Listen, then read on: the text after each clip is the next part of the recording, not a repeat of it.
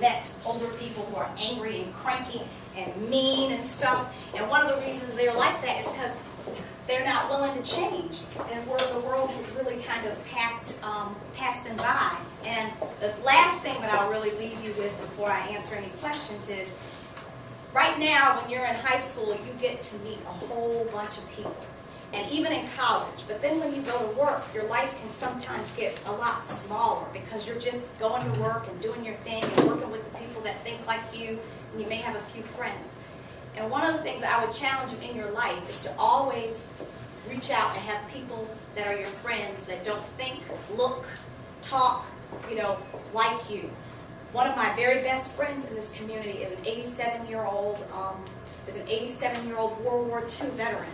He's white. He's from Ohio. He was a firefighter. His wife died a couple of years ago. I went on something called Honor Flight and took him to World War II Monument, and he has become like a father to me. And we don't look at things the same way, but he enriches my life. We go to concerts, we do stuff together.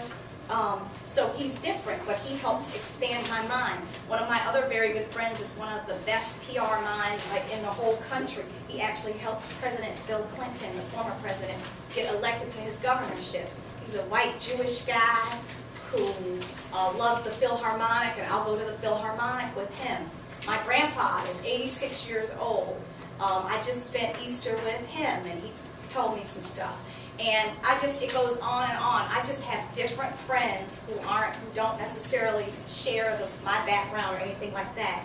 And a lot of people don't do that. They just stick in their little whatever. But you get a lot when you're actually willing to reach out and make friends with people that it doesn't make any sense to be their friend. So anyway, I'm done with that. So any questions that you have or anything? Charles, I think you had the first one.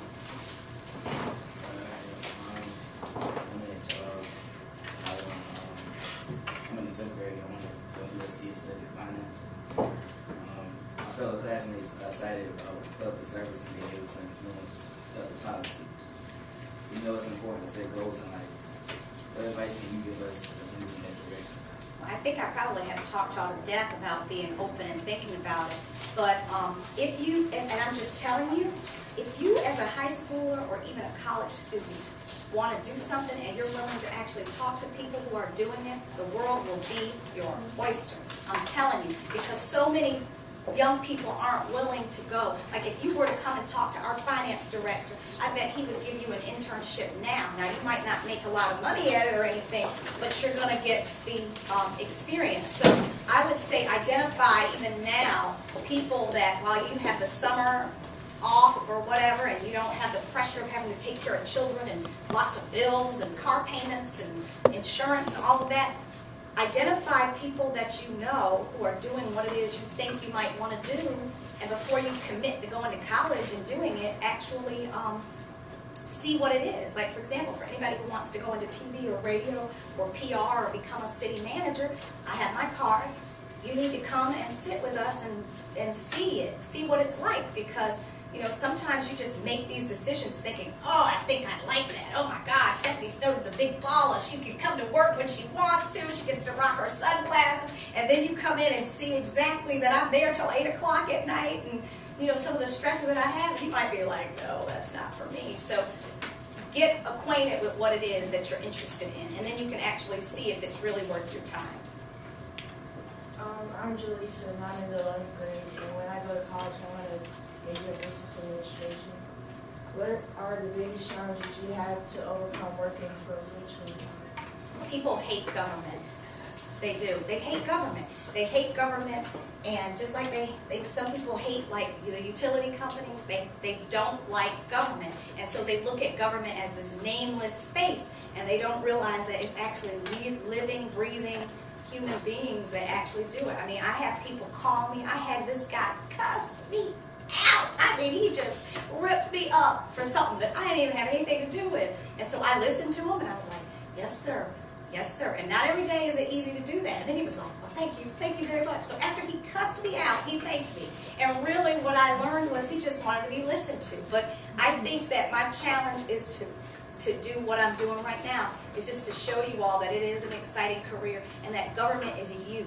It's not this nameless, faceless entity. Government is you, your parents, and when you get to be 18 and you're voting, you elect people. You are my employers, and so I have to be accountable to you. So I think that's the biggest challenge, is to get people to not hate government and realize that you're funding it, you're a part of it, and by you electing the people that you elect, you're having your say-so as to what the priorities are. So I just think probably people's anger, and also, quite frankly, their lack of interest or their apathy for it. Because if you don't want the cuckoos taken over, right-minded people have to be involved. And when I say cuckoo, I'm not talking about Republican or Democrat or whatever. I'm talking about people who are very extreme on one side or the other. There are people that want something for nothing.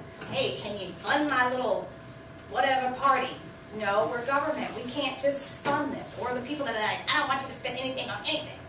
I mean, I don't have kids. I have been paying good taxes.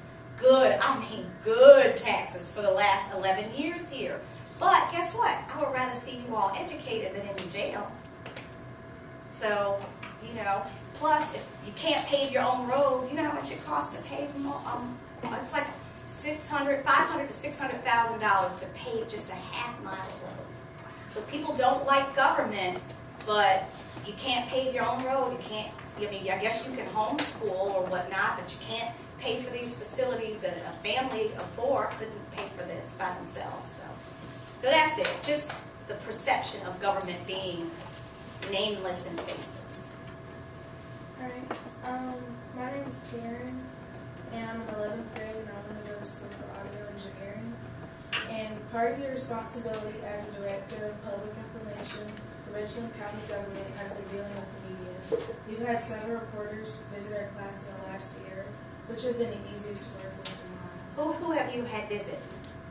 Jim Davenport Okay. from the AP, Corey Hutchins from the Free Times, Brad Worthen, who used to be the leading editor at the state paper, John O'Connor from the state, Okay. Kevin Cohn, WVOC, Okay. Jack Kinsey, and David Stanton. Okay, all those people that you named, love, love, love, love, love, because I used to be over at WIS when David Stanton was there and everything. But the thing is, it's just also about your personality and the way you approach it. Like, I don't take it personally. When they're hitting me upside the head because something happened at the jail, it's not, I don't take it personal. They're doing their job. And so I don't know if you can tell, I have a lot of energy. And my office hustles. If a media person calls me and says, I got a deadline and I need this and blah, blah, blah, blah, then I'm not sleeping on it. I'm actually trying to make it happen. I can say, Jack, I can help you with this, but I can't do that. Stuart, you're crazy. John, I don't know if I can do this in this time. Now, I will tell you this. 10 years ago when I started, when people really didn't have a lot of websites and stuff, I used to have, if they called me in the morning, I knew I had till 3 or 4 o'clock in the afternoon to get them the information because they were trying to get it for the 5 o'clock news. Now, all bets are off all day long. Because of the internet and communications, I have to hustle.